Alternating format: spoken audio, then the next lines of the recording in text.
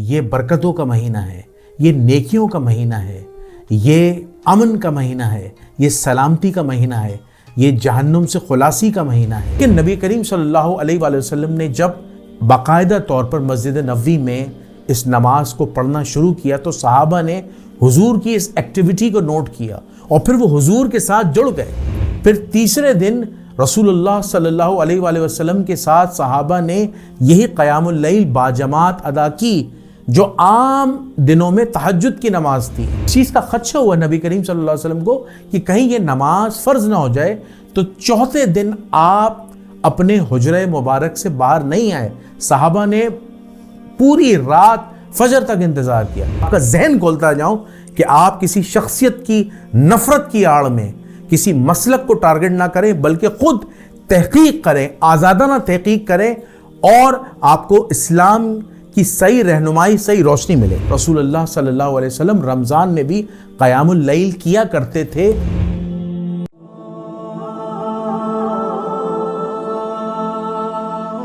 نحمدہ ونصلی ونسلم علی رسولہ الکریم، اما بعد فاعوذ باللہ من الشیطان الرجیم، بسم اللہ الرحمن الرحیم۔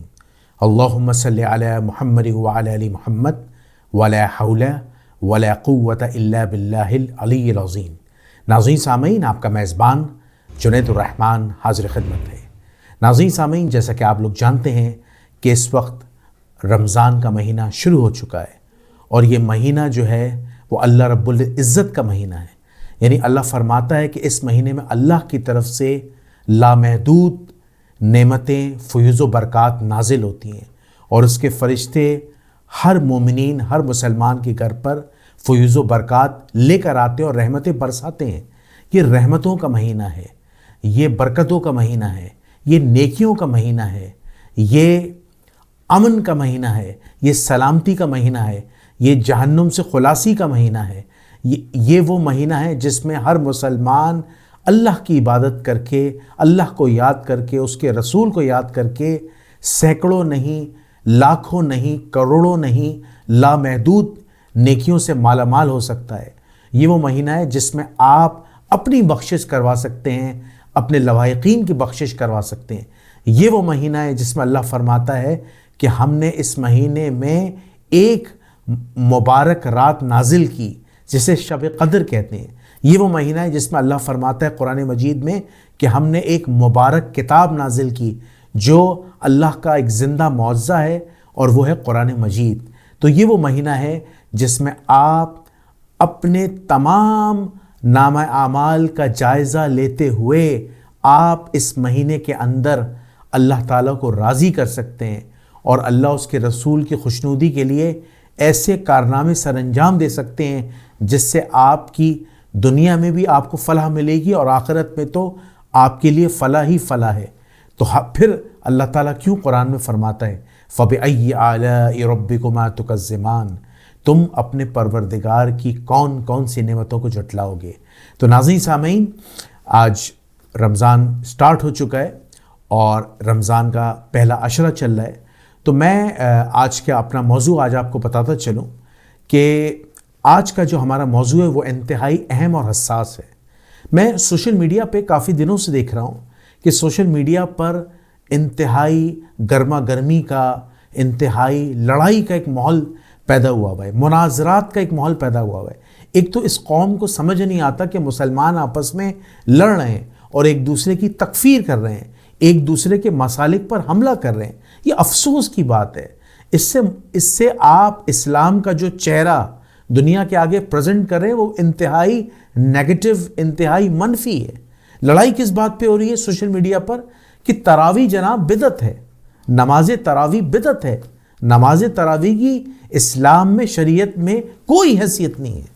یہ کتنے افسوس کی بات ہے، کتنے افسوس کی بات ہے کہ تراویح جیسی نماز، جیسی مقدس نماز جو 1400 سال سے نبی صلی اللہ علیہ وآلہ وسلم کے دور سے، اس کے بعد ان کے خلفۂ راشدین کے دور سے، اس کے بعد دیگر جو بڑی بڑی اقوام گزری، بڑی بڑی سلطنتیں گزری، بنو امیہ ہو گئی، بنو عباس ہو گئی، فاطمیہ ہو گیا، اور اس کے علاوہ سلطنت عثمانیہ ہو گیا، اور آج بھی مکہ اور مدینہ اور دنیا جہاں میں جہاں مسلمانوں کی مساجد ہیں وہاں پہ تراویح ادا کی جاتی ہے، اور لاکھوں نہیں، کروڑوں نہیں، اربوں مسلمان تراویح پڑھتے ہیں، پڑھواتے ہیں، انڈیویجولی پڑھتے ہیں، باجماعت پڑھی جا رہی.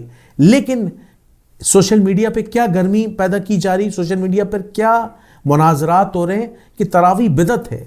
تراویح جو ہے وہ رسول اللہ کی سنت نہیں ہے، بلکہ تراویح ایک ایسا شخص جسے رسول اللہ صلی اللہ علیہ وسلم نے فرمایا کہ اگر میرے بعد کوئی نبی ہوتے تو عمر ہوتے، یعنی اس شخصیت کی نفرت کی آڑ میں، یعنی عمر ابن الخطاب رضی اللہ تعالیٰ کی نفرت کی آڑ میں تراویح کو بدعت کہا جا رہا ہے. کیوں؟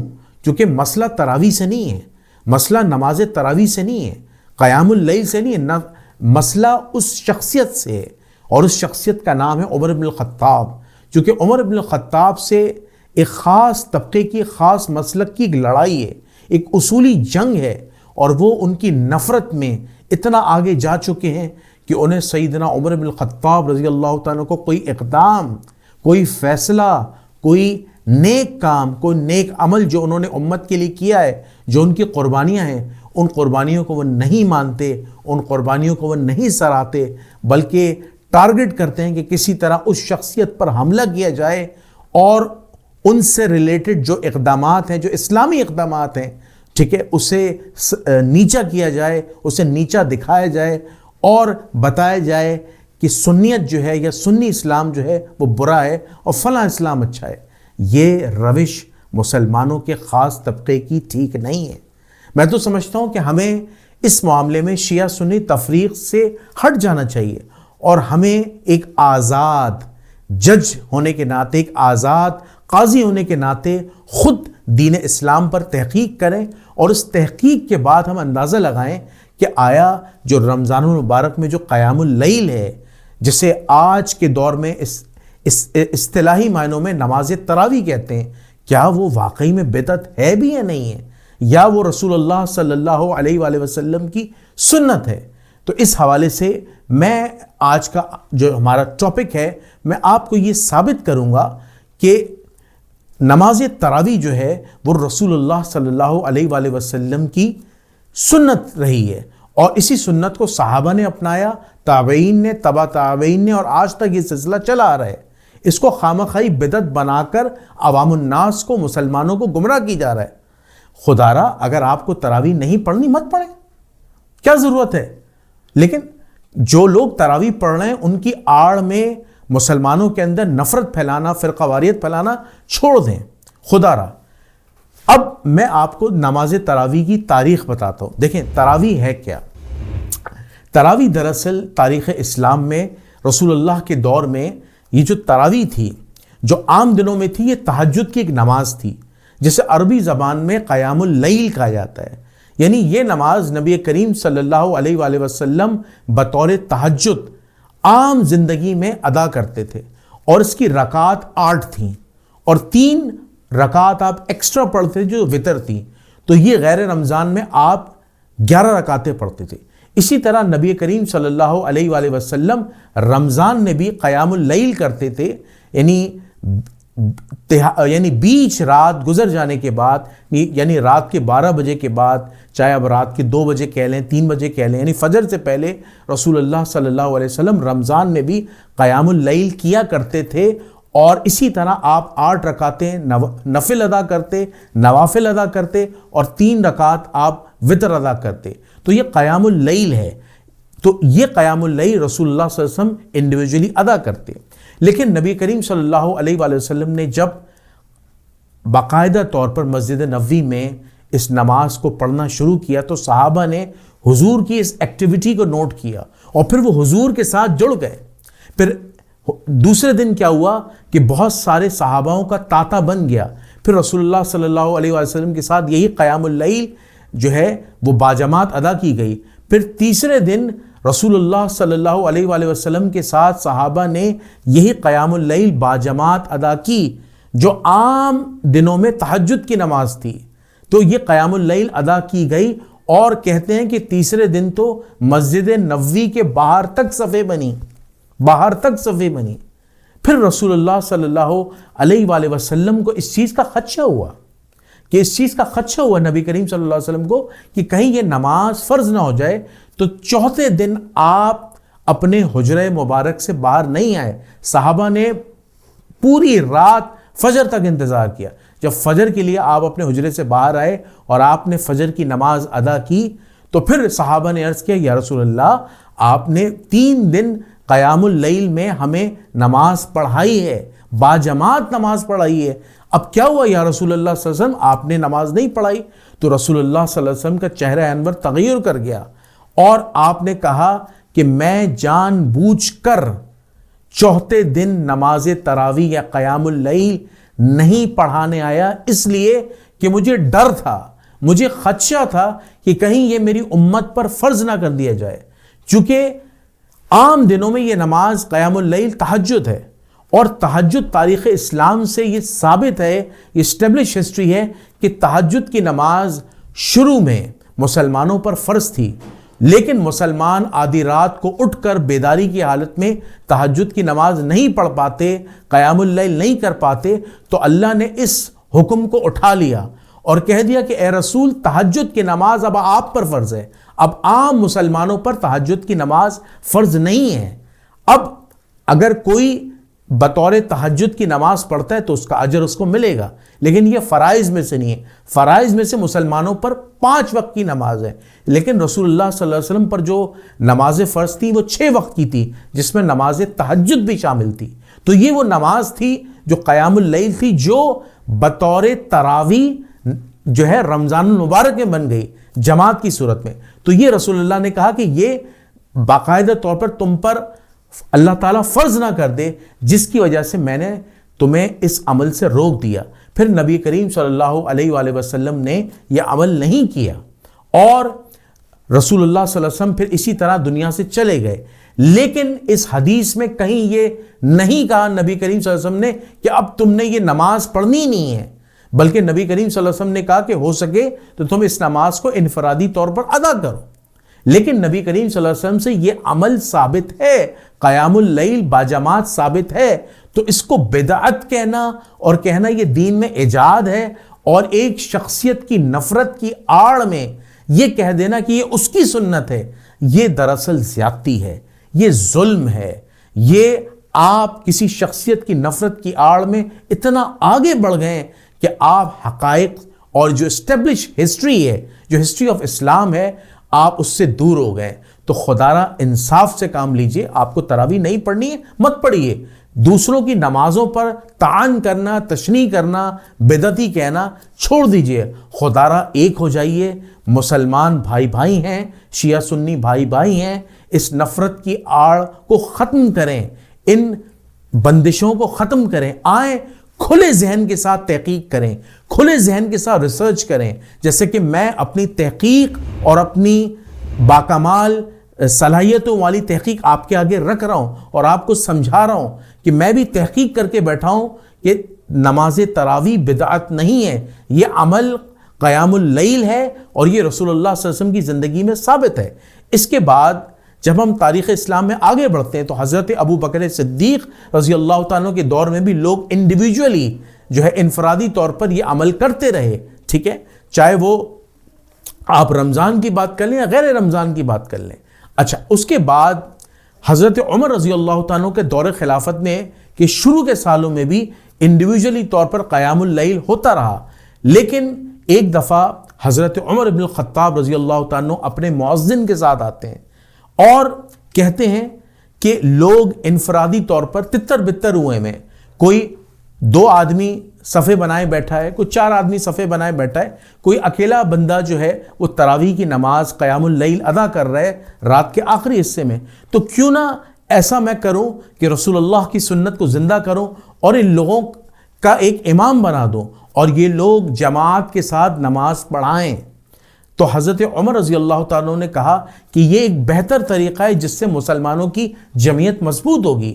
تو حضرت عمر بن الخطاب رضی اللہ تعالیٰ نے اپنے دور خلافت میں جناب ابی بن کعب رضی اللہ تعالیٰ جو رسول اللہ کے جلیل القدر صحابی ہیں، ٹھیک ہے، ان کو صحابیوں کا امام بنا دیا، اور پھر ابی بن کعب رضی اللہ تعالیٰ عمر بن الخطاب کے دور خلافت میں باقاعدہ طور پر قیام اللیل پڑھاتے تھے اور باجماعت مسجد نبوی میں یہ جماعت ہوتی تھی، تو یہ وہ سنت تھی جو رسول اللہ کے دور میں ترک ہو گئی تھی کہ فرض نہ ہو جائے۔ رسول نے کہیں یہ نہیں کہا کسی حدیث میں کہ اب تم نے یہ عمل کرنا ہی نہیں ہے، یہ عمل تم پہ حرام ہے، یا یہ عمل اگر کوئی دوبارہ کرے گا تو وہ بدعتی کہلائے گا، ایسے کوئی الفاظ ثابت نہیں ہے۔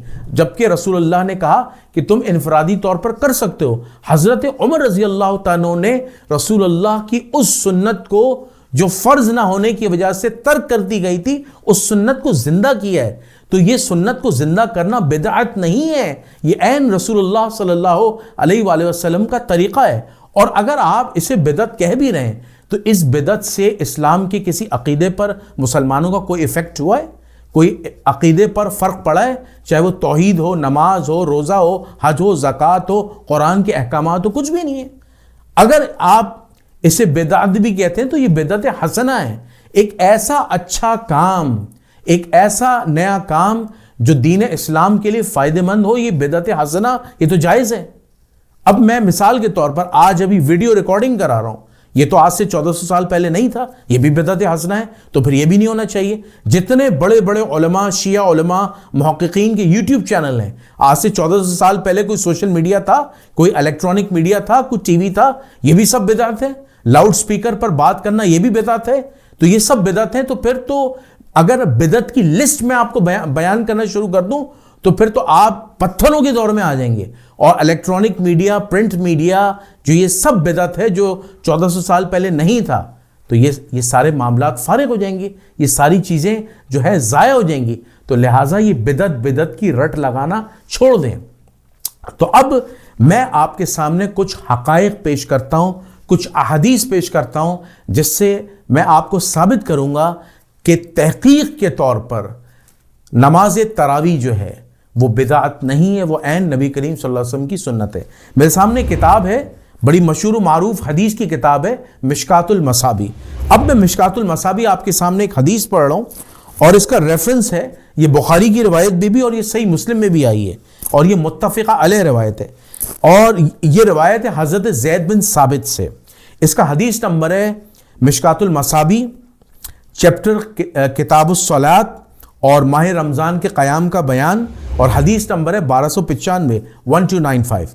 زید بن ثابت رضی اللہ تعالیٰ سے روایت ہے کہ نبی کریم صلی اللہ علیہ وآلہ وسلم نے مسجد میں چٹائی کا ایک حجرہ بنا لیا، اور آپ نے چند راتیں اس میں نماز پڑھی، حتیٰ کہ لوگ زیادہ تعداد میں جمع ہو گئے۔ یہ قابل غور بات ہے۔ پھر ایک رات انہوں نے آپ کی آواز محسوس نہ کی، اور انہوں نے یہ گمان کیا کہ آپ سو چکے ہیں۔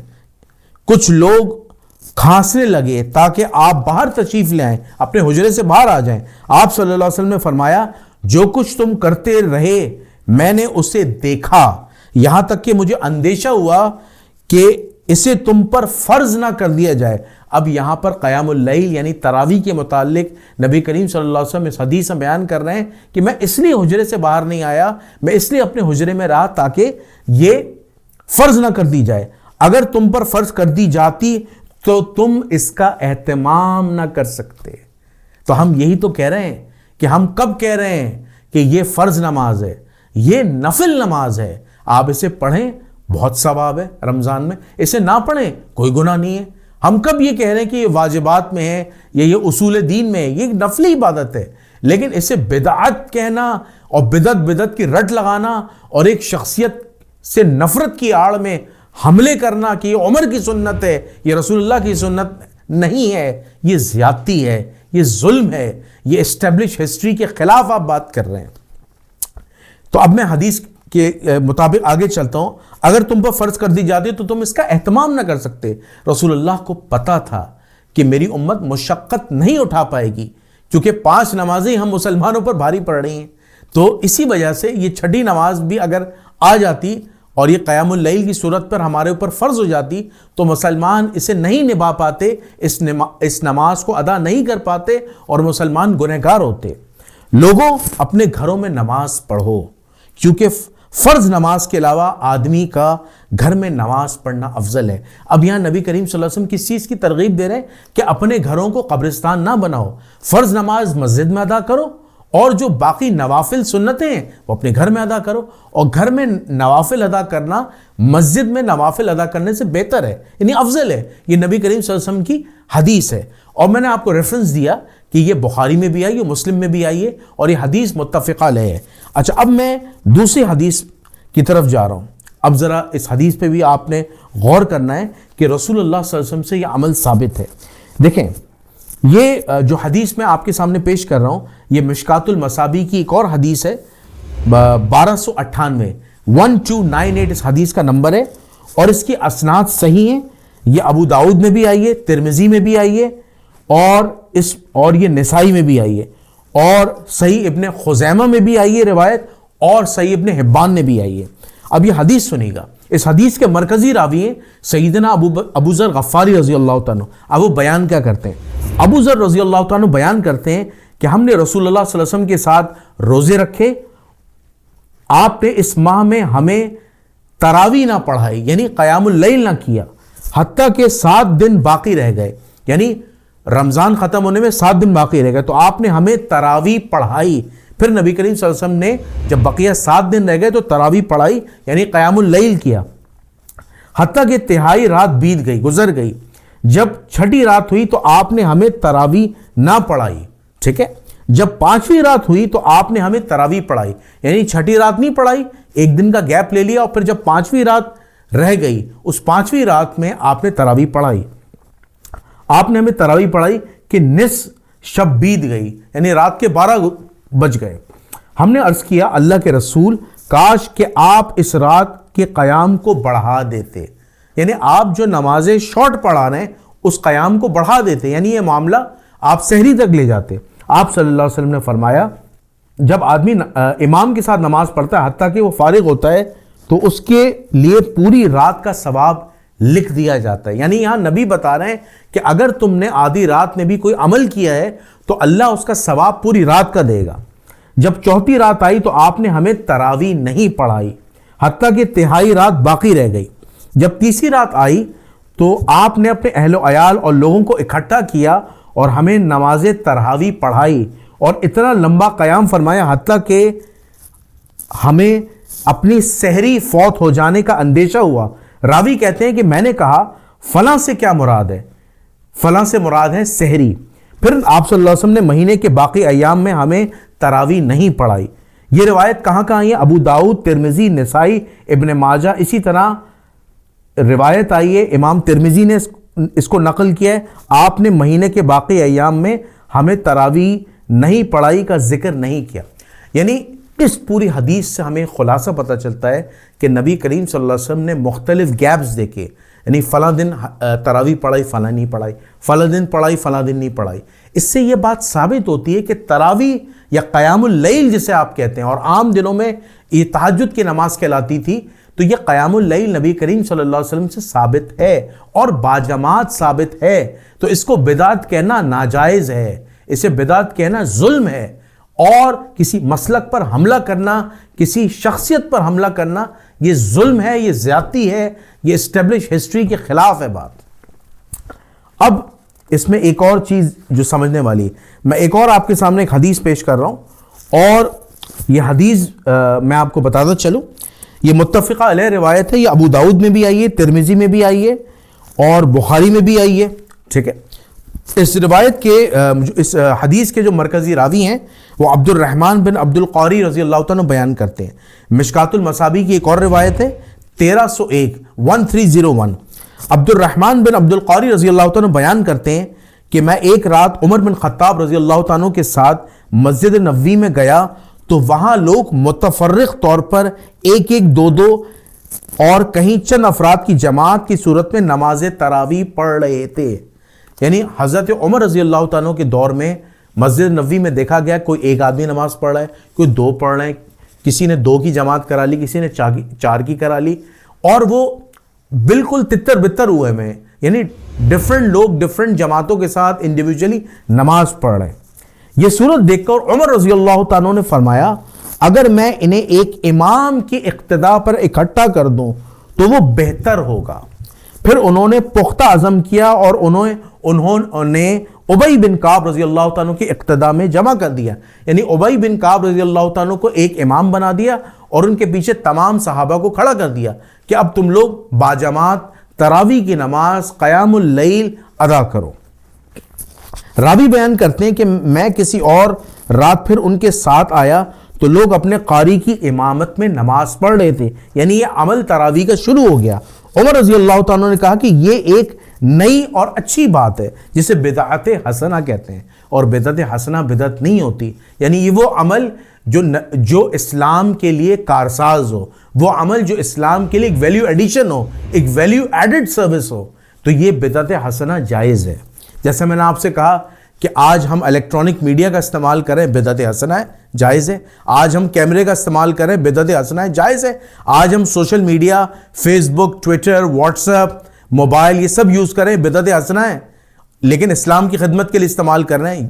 جب یہ جائز ہے تو پھر یہ کیوں نہیں جائز ہے کہ آپ باجماعت جو ہے وہ نماز پڑھ رہے ہیں باجماعت، اور یہ عمل نبی کریم صلی اللہ علیہ وسلم سے ثابت ہے، تو آپ اسے بدعتی ہونے کا نعرہ نہیں لگا سکتے. اقتداء میں راوی بیان کرتے ہیں کہ میں کسی اور رات پھر ان کے ساتھ لوگ اپنے قاری کی امامت میں نماز پڑھے تھے. یہ دیکھ کر عمر رضی اللہ تعالیٰ نے کہا کہ یہ نئی بات ہے اور بہت اچھی بات ہے، اور وہ نماز جس سے تم سو جاتے ہو وہ اس نماز پڑھنے سے افضل ہے. راوی کہتا ہے کہ اس سے عمر رضی اللہ تعالیٰ کی مراد رات کا آخری حصہ تھا جب لوگ اول رات میں نماز پڑھتے تھے.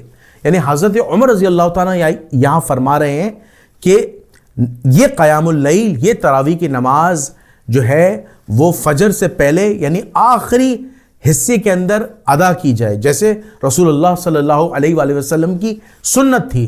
اور پھر حضرت عمر رضی اللہ تعالیٰ نے کہا کہ جو لوگ اول وقت میں نماز پڑھ لیتے ہیں یہ بہتر ہے کہ وہ لوگ جو ہے وہ آخر وقت میں نماز پڑھیں. تو یہ میں نے آپ کے سامنے پوری حدیث بتا دی اور یہ حدیث صحیح ہے. دیکھیں اب اس میں ایک اور حدیث ذرا سنیے گا تاکہ میں آپ کو دلائل دیتا جاؤں اور آپ کا ذہن کھولتا جاؤں کہ آپ کسی شخصیت کی نفرت کی آڑ میں کسی مسلک کو ٹارگٹ نہ کریں بلکہ خود تحقیق کریں، آزادانہ تحقیق کریں اور آپ کو اسلام کی صحیح رہنمائی، صحیح روشنی ملے. مشکات المصابیح کی ایک اور حدیث ہے اور اس کی اسانید بھی بالکل صحیح ہے. یہ اس کا طریق جو ہے وہ نسائی الکبریٰ میں بھی آیا ہے اور رواہ المالک میں بھی آیا ہے. اب اس حدیث کے مرکزی راوی کون ہے؟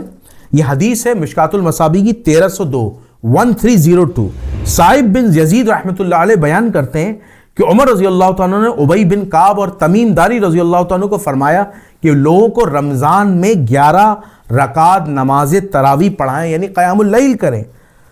قاری ایک رات میں 200 آیات تلاوت کرتا تھا، حتیٰ کہ ہم لمبے قیام کی وجہ سے لاٹھیوں کا سہارا لیا کرتے تھے. یعنی نماز کافی لمبی ہو جاتی تھی. آپ دیکھیں نا آج کے دور میں اگر 8 رکعت نماز تراویح ہو رہی ہے تو ظاہر سی بات ہے قاری بہت لمبا ٹائم لے گا، 4 5 6 گھنٹے لگ جائیں گے.